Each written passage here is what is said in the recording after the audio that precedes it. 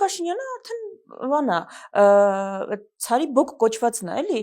ինքն է որոշում, ով որ թեմակալ առաջնորդ պիտի լինի, ոնց պիտի բարենորոգվի եկեղեցին, ճակերտավոր բարենորոգվի, այսինքն իր սրտի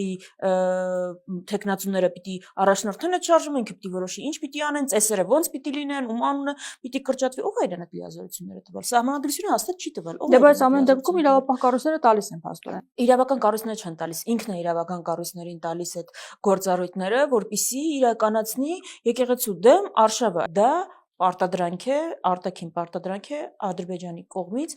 Փաշինյանը պարտավորություն է ստանձնել լուծելու եկեղեցու հարցերը, որովհետև եկեղեցին իր համար, այլևի համար խոչընդոտ է ստեղծում։ Ճիշտ այնպես, ինչպես պարտավորություն է ստանձնել լուծելու Սփյուռքի հարցերը, Հայաստանում որևէ ազգային կառույցի հարցերը։ Այսինքն, եթե Փաշինյանը հիմա ուզի, չի կարող դրան այդ օրակարգից դուրս գալ։ Հայաստանում պետական պաշտոն զբաղեցնողները ամեն օր խոսում են դրա մասին, բայց վախենում են ասել, թե որտեղից է այդ հիբրիդային սպառնալիքը։ Այս արտաքին հետախուզական ծառայության զեկույցում անուն, որտեղից գալիս է այդ սպառնալիքը եւ որին մենք պիտի հասկանանք, որտեղից պիտի դիմագրավենք, չկա։ Հարց է առաջանում, այ սիրելի ինքնիշխաններ, եթե այդքան տենց նկարագրում եք, ֆիքսել եք հիբրիդային սպառնալիքը, վախենում եք ասել որտեղից է։ Իսկ եթե Ռուսաստանից է, դա եք ակնարկում, ի՞նչն է խնդիրը, չի չեք նշում։ Թե համարձակությունը հերիքում է մենակ անորոշ ձևակերպումներ տալ, նախընտրական շրջանը բնականաբար լինելու է,